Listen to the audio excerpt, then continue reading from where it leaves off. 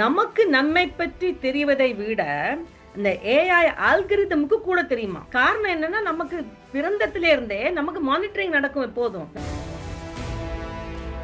இந்த டெக்னாலஜி இருந்திருந்துன்னா நான் எவ்வளோ சஃபர் பண்ணியிருக்கேன் அந்த டீனேஜர் ஏஜ்ல, அந்த சஃபரிங்லாம் நான் என்கவுண்டர் பண்ணாம இருந்திருப்பேனேங்கிறார். நம்ம இருந்த இடத்துல இருந்து கொண்டு நம்ம இத்தனை பேரை பார்த்து பேசுறோம், மீட்டிங்ல பேசுறோம்னா இந்த வாட்ஸ்அப் ஜூம்ல நல்லதுக்கு தான். அடுத்த சந்ததிகளுக்கு இப்படி இல்லாம வாழ்ந்தார்கள், என்னுடைய முன்னோர்கள்லாம், நம்முடைய முன்னோர்கள் இப்படி வாழ்ந்தார்கள் சொல்லி அவங்க சரித்திர புத்தகத்துல தான் பார்த்து படிக்கணுமே தவிர இப்படி இருந்திருக்குங்கிறதே தெரியாம போகும்.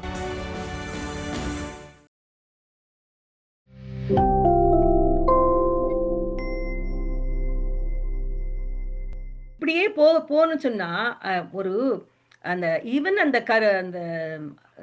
கருவுறுதல் அதுவே ஒரு இயற்கையாக காலகாலமாக எத்தனையோ காலமாக ஒரு ஆணும் பெண்ணும் இணைந்து அவர்கள் அன்பின் அடிப்படையில ஒரு குழந்தை உருவாகிறதுன்னு சொன்னா அது அவர்களுக்குள்ள ஒரு தாம்பத்திய உறவுன்னு சொன்னா அந்த ஒரு பாண்டை கொண்டு வர்றது அந்த குழந்தை.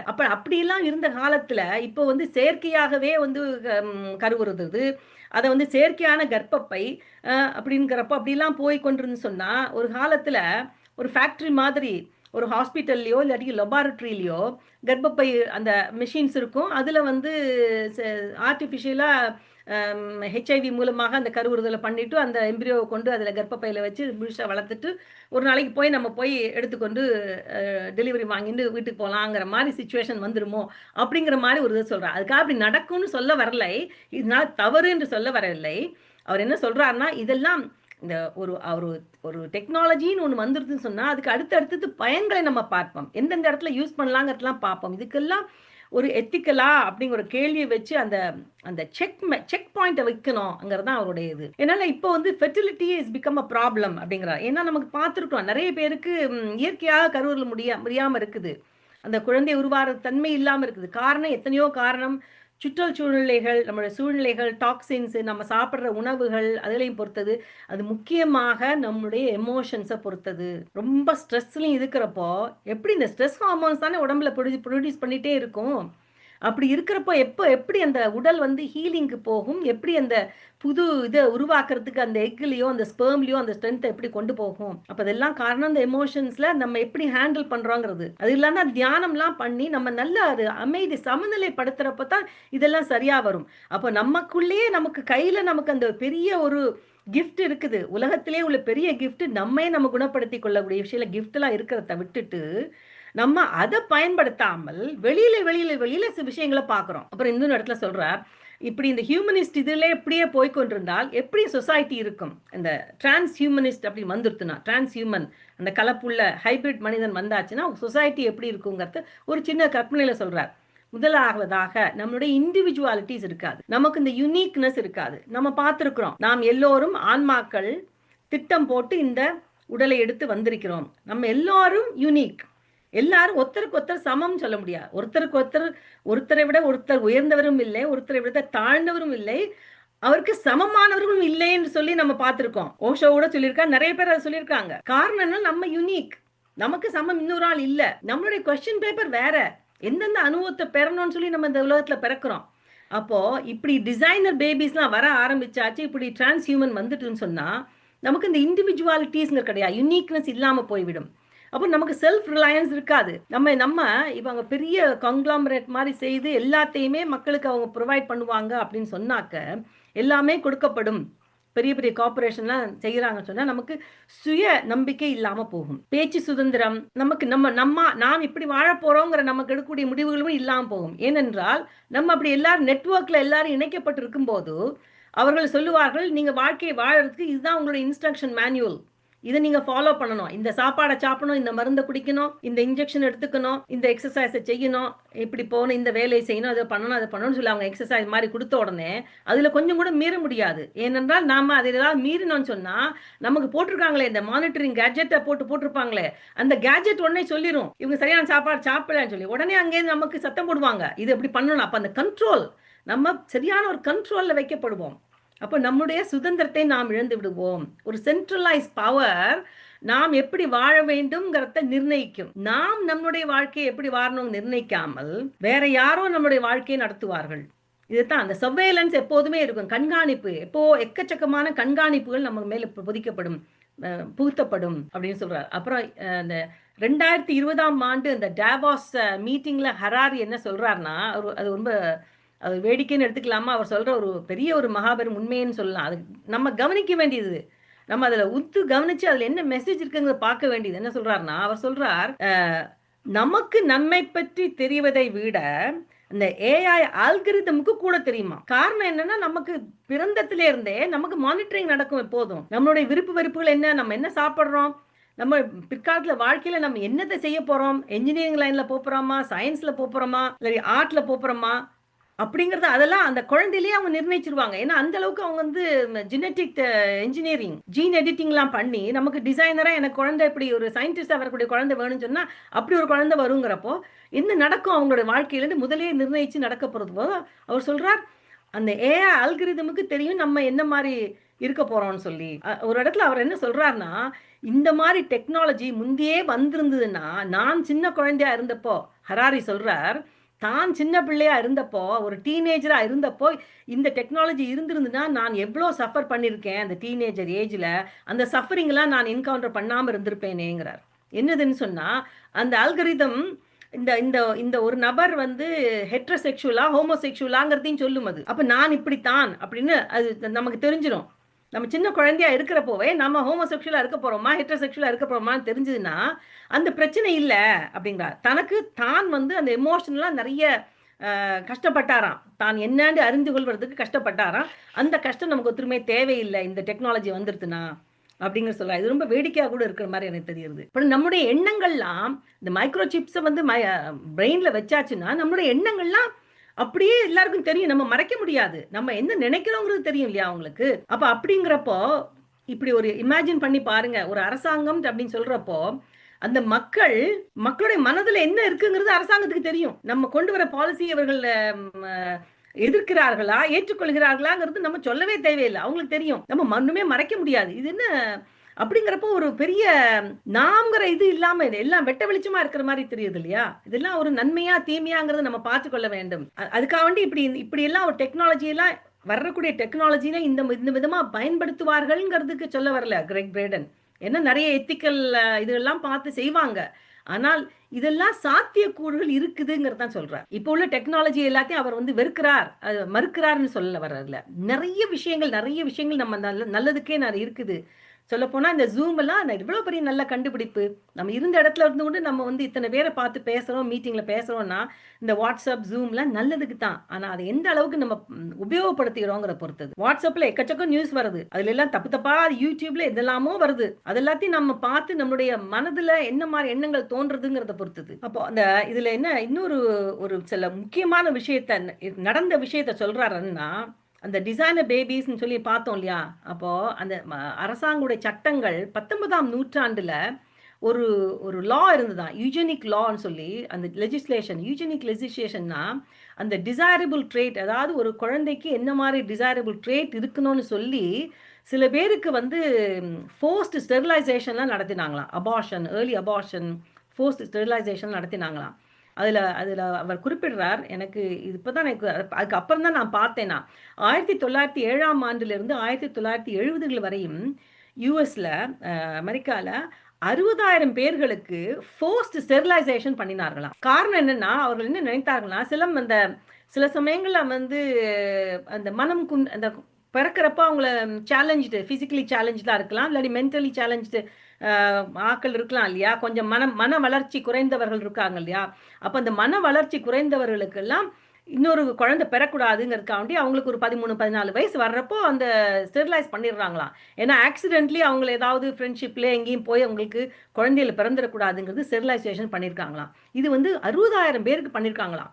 அதெல்லாம் வந்து சட்டத்தின்படி எவ்வளோ அந்த சட்டம் இருந்ததுக்குது. நம்ம ஹியூமானிட்டின்னு பார்க்குறப்போ, அது எவ்வளோ பெரிய தப்பு. நம்ம ஒரு ஆன்மா வந்து இந்த மாரி ஒரு வாழ்க்கை வேணும்னு பிறக்க குடுத்து, அத நம்ம தடுக்கிறோங்கிறது, அந்த அந்த மாரி அத சொல்றார். அந்த ஒரு ஃபேக்ட்ட அவர் அதுல குறிப்பிடுறார். அப்ப இந்த மாரி ஸ்டாண்டர்ட்ஸ் ஒரு டிசைனர் பேபீஸ்ல எப்படி நம்ம சூஸ் பண்ணுவோம்? நம்ம பொதுவா நமக்கு வந்து நம்ம ஏற்கனவே நம்மலாம் கொஞ்சம் நல்ல வெள்ளை நிறமா இருந்தா நல்லா இருக்கும்னு நம்ம நினைக்கிறோம். அப்ப கருப்பு நிறம் இல்லவங்களே உலகத்துல இல்லாம ஆகணுங்கிற நினைக்கலாம் இல்லையா? அப்ப ஒரு இனமே அழிந்து போகலாமே! அப்போ எந்த நிறம் தலைமுடி எப்படி இருக்கணும், கண்ணோட நிறம் என்ன இருக்கணும், இப்படியெல்லாம் நம்ம சூஸ் பண்ணி அந்த உலகத்துல ஒரு இந்த அன்டிசைரபிள் குவாலிட்டி, அன்டிசைரபிள் ட்ரெய்ட்ங்கிறத அப்படியே எலிமினேட் பண்ணலாங்கிற சுச்சுவேஷன் வரும்னு சொன்னா அது இயற்கைக்கு சரியா அப்படிங்கிற ஒரு கேள்வி அவர் கேட்கிறார். அப்ப நம்ம சரித்திரத்துல கூட பார்த்துருக்குறோம். இந்த உலக போர்கள் நடக்கிறப்பெல்லாம் நம்ம வந்து நிறைய விஷயங்கள் நடந்திருக்கு இல்லையா? அந்த ஒரு ஒரு பர்ட்டிகுலர் ட்ரெய்ட் வேணுங்கிறதுக்காண்டி ஜெர்மனிலாம் பெரிய வார் நடந்தது இல்லையா? அதெல்லாம் பத்தி அவர் குறிப்பிடுறார். அதெல்லாம் நிறைய நேரம் பத்தாதுங்கிறதுனால அதெல்லாம் டீட்டெயிலாக நம்ம போகல. அப்போ இந்த மாதிரி விஷயங்கள்லாம் இன்இக்வாலிட்டி தான் கொண்டு வருமே ஒழிய ஒரு ஈக்குவாலிட்டியை கொண்டு வராது. அவர்கள் உலகத்துல சமாதானமும் அமைதியும் வரும்னு சொல்றாருன்னா அது எந்த காஸ்ட்ல வருதுன்னா இன்இக்வாலிட்டி. ஈக்குவலா ஒரு நாளும் வரப்போறது இல்ல. பணம் உள்ளவங்களுக்கு கூட வசதிகள், பணம் இல்லாதவங்களுக்கு டிசைன் பேபி இல்லைங்கிற மாதிரி தான் வரும். இப்படியாக அடுத்தடுத்த இப்படி மாற்றங்கள் வந்த பிறகு ஒரு சந்ததிக்கு இப்ப நம்மளுக்கு அடுத்த சந்ததியில அந்த மாற்றம் வந்ததுன்னு சொன்னா அடுத்தடுத்த வந்த சந்ததிகளுக்கு இதெல்லாம் என்னன்னு தெரியாது. இது இந்த மாற்றத்தை அவர்கள் ஏற்றுக்கொண்டு விட்டார்கள் என்று சொல்லும்போது அடுத்த சந்ததிகளுக்கு இப்படி இல்லாம வாழ்ந்தார்கள், என்னுடைய முன்னோர்கள்லாம் நம்முடைய முன்னோர்கள் இப்படி வாழ்ந்தார்கள்னு சொல்லி அவங்க சரித்திர புத்தகத்துல தான் பார்த்து படிக்கணுமே தவிர இப்படி இருந்திருக்குங்கிறதே தெரியாம போகும். அந்த டெக்னாலஜி வர்ஷிப்பிங் நடக்கிறது இல்லையா, நம்ம அதில் முக்கியமாக கவனிக்க சொல்றார். இந்த டெக்னாலஜி இல்லாம இருக்க முடியாதுங்கிற நிலைமைக்கு நம்ம தள்ளப்பட்டிருக்கிறோம். இப்ப நம்மளால இந்த ஸ்மார்ட் போன் இல்லாம இருக்க முடியுமா? ஒரு நாளைக்கு நமக்கு இன்டர்நெட் கனெக்ஷன் வீட்டுல இல்லைன்னா நமக்கு இல்ல, பெரிய கஷ்டமா இருக்குது நமக்கு. ஸ்மார்ட் போன் எழுந்திருந்த உடனே ஸ்மார்ட் போனை தான் தூக்குறோம் நம்ம. அந்த அளவுக்கு நம்ம டிபெண்டன்சி வந்துருது டெக்னாலஜியில. மன்னிக்க. அப்புறம் அந்த அவர் என்ன சொல்றாருன்னா இது அவர் மட்டும் சொல்லவில்லை, அந்த வார்னிங் ஃப்ரம் இந்த அதர் இந்த இதெல்லாம் டிரான்ஸ் ஹியூமனிசத்துக்கு அகெயின்ஸ்டா நீங்க அப்படி செய்யாதீங்கன்னு சொல்லி வார்னிங்ஸ் நிறைய வந்திருக்குது. நமக்கு எங்கேருந்து வந்திருக்குதுன்னா ஏலியன்ஸ்டேருந்து, எக்ஸ்ட்ரா டெரஸ்ட்ரியல்னு சொல்றோம் இல்லையா, இந்த உலகத்துல வர வெளி கிரகத்துல உள்ளவர்கள் வந்து நமக்கு வார்னிங்ஸ் கொடுத்துருக்காங்க. எப்படின்னா அதுல அவர் சொல்றார், ஜான் மேக் என்பவர் 1990களில் அவர் ஒரு ஹார்வர்ட் யூனிவர்சிட்டி ப்ரொஃபஸர். அவர் நிறைய ஆராய்ச்சி பண்ணியிருக்கார். அந்த ஏலியன் அப்டக்ஷன் சொல்லி நிறைய பேர் அந்த யூஎஃப்ஓ வந்து தன்னை கடத்திட்டு போச்சு அப்படிலாம் சொல்லியிருக்காங்க இல்லையா, அவர்களெல்லாம் இன்டர்வியூ பண்ணி அவர்கள் அதை பற்றி அதில் உண்மை இருக்குதுங்கிறத அவர் வந்து ஒரு பப்ளிஷ் பண்ணியிருக்கார். அந்த பப்ளிஷ் பண்ணின உடனே அவருக்கு அந்த ஹார்வர்ட் யூனிவர்சிட்டியில் அவ்வளோ ஃபேமஸாக இருந்த ப்ரொஃபஸருக்கு மதிப்பு அப்படியே தொப்புன்னு போயிடுச்சு. அவரை பற்றி கேலிப்படுத்தி அவரை ரிடிக்யூல் பண்ணி இவர் என்ன பைத்தியம் பிடிச்சிட்டா கிறுக்கா இவருக்குங்கிற மாதிரிலாம் அவருக்கு வந்து அவருடைய ரெப்புடேஷன் ரொம்ப பாதிச்சிருது இந்த புக்கு வெளியிருந்ததுனால. அதுல அவர் என்ன சொல்லியிருக்காருன்னா அந்த எல்லாரும் இன்டர்வியூ பண்ணதுல அவர்கள் எல்லாம் ஒட்டுமொத்தமாக அந்த அந்த யூஎஃப்ஓல கடத்தப்பட்டு போனவர்களுடைய சொல்லக்கூடிய அந்த எக்ஸ்பீரியன்ஸ் என்னன்னா அவர்கள் சொல்றார்கள் இந்த ஏலியன் வந்து ரொம்ப ஹைலி அட்வான்ஸ் டெக்னாலஜியில் இருக்கிறாங்க. அவங்க எல்லாம் நமக்கு சொன்னது என்னன்னா இந்த பூமியில உள்ளதும் டெக்னாலஜி அதிகமா போனா இது வந்து நல்லதுக்கு இல்லை, அதை நீங்க சரியான முறையில பயன்படுத்தணும்னு ஒரு வார்னிங் கொடுக்கறதுக்கு வந்திருக்காங்க. நம்ம கூட பார்த்துருக்கோம் நிறைய இப்போ யூடியூப்ல எல்லாம் மெசேஜஸ் வர்றது இல்லையா, ஆக்சூரியன்ஸ் பிளேடியன்ஸ்லாம் சொல்றாங்க நிறைய பேர் அந்த டெக்னாலஜிலாம் வேண்டாம், டூ மச்சா வேண்டாம், அதை பார்த்து செய்யணும், இல்லாட்டா நான் அவர்களை போல அந்த ஹைபிரிட் இனமா மாறக்கூடிய சான்ஸ் இருக்கு இந்த பூமிக்கு, இந்த பூமி அழியலாம் அப்படின்லாம் சொல்றாங்க. ஏன் அவர்களுக்கு நம்ம மேல அக்கறைன்னு சொன்னா நம்ம இந்த பூமி இருக்கிறது, இந்த பூமியில் உள்ள மக்கள் நம்மளுடைய ஒவ்வொரு தாட் எமோஷன்ஸ் இதெல்லாம் ஒரு வைப்ரேஷனை கொடுக்கறது இந்த உலகத்துல. இந்த நமக்குள்ள இந்த நமக்குலேருந்து வெளிப்படக்கூடிய அந்த வைப்ரேஷன்ஸ் இந்த பிரபஞ்சத்தையே பாதிக்கிறது. அப்படிங்கிறப்போ இந்த பூமியும் பூமியில இருக்க மக்களும் எவ்வளவு முக்கியம். இந்த பிரபஞ்சம் ஒழுங்காக எல்லாம் ஒரு ஃபைன் டியூன் பண்ணி இருக்கிற இந்த உலகத்துல ஒரு இடத்துல ஒரு சேதம் வந்ததுன்னு சொன்னா இந்த மொத்த யூனிவர்சிட்டியும் பாதிக்கும் தானே. அதனால தான் அவர்கள் நமக்கு வார்னிங் கொடுத்திருக்கிறார்கள். அதுக்கப்புறம் அந்த யூனிவர்ஸ்ல ஒரு பேலன்ஸ் பெர்ஃபெக்டா இருக்கிறதுக்கு பூமியின் ஒரு பொசிஷன் வந்து முக்கியமானது. அது நம்ம ஏற்கனவே நம்ம நிறைய மாஸ்டர்ஸ்லாம் சொல்லியிருக்கிறாங்க. 2023ஆம் ஆண்டு 26 ஜூலை அந்த ஒரு யூஎஃப்ஓ அந்த ஒரு கங்க்ரெஷனல் ஹியரிங் அமெரிக்கால அந்த கங்க்ரெஷனல் ஹியரிங் நடக்கும். அந்த இதுல வந்து ஒரு retired intelligence officer, military intelligence officer, அவர் அதில் வந்து வாக்குமூலம் கொடுத்திருக்கிறார். அதில் அவர் சொல்லியிருக்கிறார் யூஎஃப்ஓ என்பது இருக்கிறது உண்மை, அன்ஐடென்டிஃபைடு ஆப்ஜெக்ட் இருக்குது, விண்கலங்கள் பூமிக்கு வந்திருக்குது, அவர்கள் இருக்கிறது உண்மை, ஏலியன்ஸ்ங்கிறது இருக்கிறது உண்மை அப்படின்னா அதில் அவர் கேள்வி கேட்குறப்போ அவர் சொல்கிறார் அந்த விண்கலம், அந்த ஏலியன்ஸோட விண்கலம் இங்க பூமியில வந்து கிராஷ் பண்ணினப்போ அதிலிருந்து அவங்கள ஆராய்ச்சி செய்து அமெரிக்கால ரிவர்ஸ் என்ஜினியரிங் பண்ணி அந்த டெக்னாலஜியை அவங்க படிச்சிருக்காங்களாம். ஒரு மெஷினை எப்படி கட் பண்ணிருக்காங்கன்னு சொல்லி அதை பிரிச்சு பார்த்து எப்படி பண்ணிருக்காங்கன்னு சொல்லி பண்ணுவாங்க இல்லையா, அதைத்தான் ரிவர்ஸ் என்ஜினியரிங்கிறாங்க. அதன் மூலமாக நிறைய டெக்னாலஜியை அவங்க படிச்சிருக்காங்கிறத அவர் வாக்குமூலத்துல சொல்றார். அந்த ஓத் எடுத்த வாக்குமூலத்துல சொல்றார் அவர். அதுக்கப்புறம் இன்னொரு முக்கியமான விஷயம் சொல்றாரு. கேட்கறாங்க, அந்த ஏலியன் உடல் எப்படி இருந்தது, அவங்க ஹியூமனான்னு கேட்கறப்ப அவர் இல்லை, அது நான் ஹியூமன், மெஷின் கலந்தது, நாம் தெரிந்த அளவுக்கு இந்த மாதிரி ஹியூமன் இல்ல, மெஷின் உள்ளது அப்படிங்கிறார். இந்த இடத்துல தான் கிரெக் பிரேடன் என்ன சொல்றாருன்னா, நமக்குள்ள இருக்கிற ஒரு விஷயம் நம்ம அதை இழந்ததுக்கு அப்புறம் தான் அதனோட அருமையை நாம தெரிந்து கொள்வோம். அது நமக்கு ஏற்கனவே தெரிஞ்ச விஷயம் தானே. இந்த திரும்ப திரும்ப அந்த வேக்சின்ஸை பத்தி தான் கிரெக் பிரேடன் இன்னமும் அதிகமா சொல்றார். அது நான் இன்னும் பகிர்ந்து கொள்ள இன்னொரு 2 மினிட்ஸ்ல முடிச்சிடலாம். அந்த வேக்சினேஷனை பத்தி ஒரு முக்கியமான விஞ்ஞான உண்மையை குறிப்பிடுறார். அதாவது ஒரு வைரஸ் வந்து உடலை தாக்கும் போது நம்ம உடல்ல உள்ள நோய் எதிர்ப்பு சக்தி, இந்த இம்யூனிட்டிங்கிறது எப்படி வேலை செய்யறதுன்னா, அந்த செல்ஸ் வந்து அந்த டி செல்ஸ்ங்கிறது நிறைய உருவாகி அந்த வைரஸோட சண்டை போடும், தாக்குவதற்கு ரெடி ஆகும். அதுக்கு அதை தவிர இந்த பி செல்ஸ்ங்கிறத உருவாக்கும். அந்த பி செல்ஸ் தான் ஆன்டிபாடிஸை உருவாக்குறது உடல்ல. அதுக்கப்புறம் இந்த உடல் குணமானதுக்கு பிறகு என்ன நடக்கிறதுனா, அந்த டி செல்ஸும் பி செல்ஸும் டோமண்டா உடல்ல தங்கும். உடல்ல டோமண்டா இருக்கும். டோமண்ட்னா வேலை செய்யாது, ஆனா அதுல இருக்கும். அப்புறம் திருப்பி அந்த வைரஸ் வந்ததுன்னா இது திருப்பி அந்த உருவாக்கி திருப்பி அதை சண்டை போடும், அதோட எதிர்க்கும். ஆனால் அந்த இந்த mRNA வேக்சினேஷன் என்று சொல்லப்படுகிறது ஒரு வித்தியாசம். முந்தின நூற்றாண்டுகளாக நம்ம கொடுக்கப்பட்ட வேக்சினேஷன்ஸ்லாம் எப்படி வந்திருக்குன்னு சொன்னா, அந்த அந்த கிருமியை, அந்த வைரஸை ஒரு சின்ன ஸ்மால் டோஸ்ல நம்ம உடல்ல கொடுக்குறாங்க. அந்த வேக்சினேஷன்ல அதுல அந்த கிருமி கடந்திருக்குது, அந்த வைரஸ் இருக்குது கொஞ்சம் சின்ன டோஸ்ல.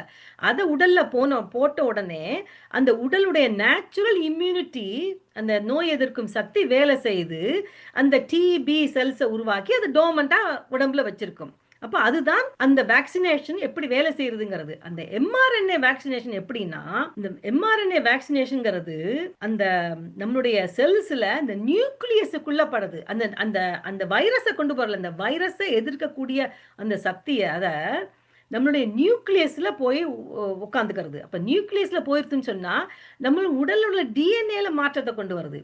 அப்போ ஒவ்வொரு முறையும் அந்த அந்த நோய் இருக்கோ இல்லையோ, அந்த அந்த வைரஸ் நம்மளை அட்டாக் பண்றதோ இல்லையோ, எப்போதுமே அந்த டாக்ஸின்ஸ் இருக்கு இல்லையா, அந்த அந்த வைரஸை எதிர்க்கக்கூடிய அந்த டாக்ஸின்ஸ், அந்த அந்த புரோட்டீன்ஸை எப்போதுமே ஒரு சிறிய அளவு ப்ரொடியூஸ் பண்ணிட்டே இருக்குதான். ஏன்னா அது பார்ட் ஆஃப் த டிஎன்ஏ, நம்மளோட நியூக்ளியஸ்ல போயிருந்தது. அப்படிங்கிறப்போ அது இதெல்லாம் இந்த mRNA வேக்சினேஷன் எடுக்கிறதுனால காலம் முழுக்க சைடு எஃபெக்ட்ஸ் வருது நமக்கு. அதனால தான் நமக்கு வந்து சில பிரச்சனைகள், அந்த ஆட்டோ இம்யூன் டிசீசஸ் வருது இல்லையா. நம்மளுடைய அந்த நோய் எதிர்ப்பு சக்தி வந்து அதிகமா இருக்கும்போது நமக்கு உடல்ல இன்ஃப்ளமேஷன் வரும். ஏன்னா அந்த நோய் எதிர்ப்பு சக்தி அந்த செல்ஸ் எப்போதும் வேலை செய்யறதுன்னா நம்மளுடைய நல்ல செல்ஸுக்கு அகேன்ஸ்டா வேலை செய்யறது. அந்த வைரஸுக்கு அகேன்ஸ்டா வேலை செய்ய வேண்டியது வைரஸ் இல்லாத பட்சத்துல நம்மளுடைய நார்மல் செல்ஸே அதை அட்டாக் பண்றது. அதைத்தான் இந்த ஆட்டோ இம்யூன் டிசீஸ் அப்படின்னு சொல்லி நிறைய இந்த இன்ஃப்ளமேஷன்ஸ்லாம் வர்றதுக்கு காரணம் இதுதான். அதனால இந்த mRNA வேக்சினேஷனை உலக அளவில் அப்படி கொடுக்கறதுல பத்தி நம்ம இன்னும் யோசிக்க வேண்டி இருக்குது. நிறைய ஆராய்ச்சிகள் தேவை அப்படின்னு சொல்லி திருப்பி அடிச்சு அவர் சொல்றார். அந்த mRNA வேக்சினேஷன் தான் நம்ம இந்த கோவிட் டைம் நமக்கு எல்லாத்துக்கும் போட்டாங்க. அதைத்தான் நான் அதை சும்மா அது நம்ம எல்லாருக்கும் தெரிஞ்ச விஷயம் தான். அதைத்தான் இதுல சொல்றா. அந்த இதுல நம்ம அது எல்லாம் வருவதெல்லாம் ப்ரோக்ரஸா சரண்டரா அப்படிங்கிறப்போ அவர் சொல்றார், இந்த மாற்றங்கள்லாம் யாரால் தேர்ந்தெடுக்கப்படுகிறது? ஜனநாயக முறையில இந்த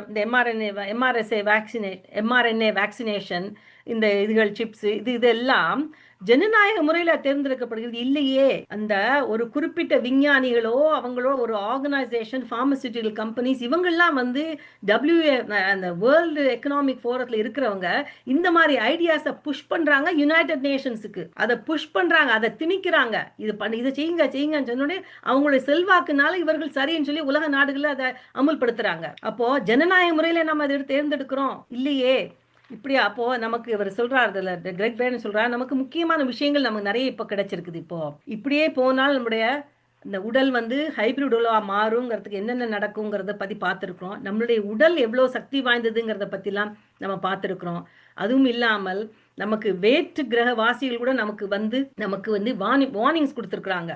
இந்த தொழில்நுட்பத்திலேயே இப்படி போய் எல்லாத்தையும் தொழில்நுட்பத்தை நம்ம உடல்ல பூத்த வேண்டாம், அது கவனமா இருங்கன்னு சொல்லி வார்னிங்ஸ் கொடுத்துருக்காங்க. இதெல்லாம் நமக்கு வந்திருக்குன்னு சொன்னா, இந்த இடத்துல அவர் இன்னொரு விஷயத்த சொல்றாரு சொன்னா, இப்படி எல்லாமே ஒரு ஒரு உலகத்திலேயோ என்ன யாருடைய வாழ்க்கையில எடுத்துக்கொண்டாலும், ஒரு பிரச்சனை வந்து எக்கச்சக்கமா போய் தலையளவு வந்ததுக்கு அப்புறம் தான் நம்ம விழித்தெழுவோம். அந்த மாரி ஒரு ஒரு பாசிட்டிவ்னஸ் எல்லாம் வந்ததுல ஒரு நல்லது என்ன நடந்திருக்குன்னா, இதெல்லாம் வந்ததுக்கு அப்புறம் அந்த கோவிட்ங்கிற ஒன்று வந்ததுக்கு அப்புறம் தான் உலக அளவுல ஆன்மீகம் எல்லா இடத்துலயும் பேசப்படுகிறது. எல்லோருமே நம்முடைய சக்தியை நாம் வெளிக்கொண்டு வர வேண்டும் என்று ஒரு தியான முறையிலயோ, அவர்களால என்னென்ன முறையில பண்றாங்களோ அதெல்லாம் செய்து கொண்டிருக்கிறார்கள். அதனால எல்லாமே பேட் நியூஸ்ன்னு சொல்ல முடியல. இப்ப இதெல்லாம் இன்னைக்கு பேசினது எல்லாமே நம்ம பயப்படுத்தணும். அது அவர்கள் அவர்கள்ன்னு அவர் சொல்லல. நம்ம தான் இது. நம்ம தான் அந்த தீய சக்தின்னு சொல்றார்ல, தீய சக்திக்கும் தெய்வீக சக்திக்கும் போர்ன்னு சொல்றாருன்னா, அது நமக்குள்ள தான் நடக்கிறது. நமக்குள்ளே தான் எல்லாமே இருக்குது. அது வெளியிலான்ட்டு இல்ல. எல்லாமே நமக்குள்ள தான் இருக்குது. அதையும் சொல்லிக்கொண்டு, நாம் நமக்கு இந்த தளத்துல நம்ம வந்தவர்கள் எல்லோரும் நமக்கு தெரியும். நமக்குள்ள இருக்க சக்திய நம்ம எப்படி வெளிப்படுத்தலாம்? தியானத்தின் மூலம் வெளிப்படுத்தலாம். நம்ம நம்மளுடைய வைப்ரேஷன் அதிகரிச்சு, நம்மளுடைய ஹையர் செல்ஃபோட எப்போதும் ஒரு கனெக்ஷன மெயின்டெயின் பண்றப்போ, நமக்கு இந்த உடலை வைத்து சிறப்பான வாழ்க்கையை வாழலாம் என்று நமக்கு எல்லோருக்கும் தெரியும். அதை நாம் தொடர்ந்து செய்வோம் என்று சொல்லிக்கொண்டு, இவ்வளவு நேரம் பொறுமையாக அதை கேட்டுக்கொண்டிருந்த எல்லோருக்கும் மிக்க நன்றி. வணக்கம்.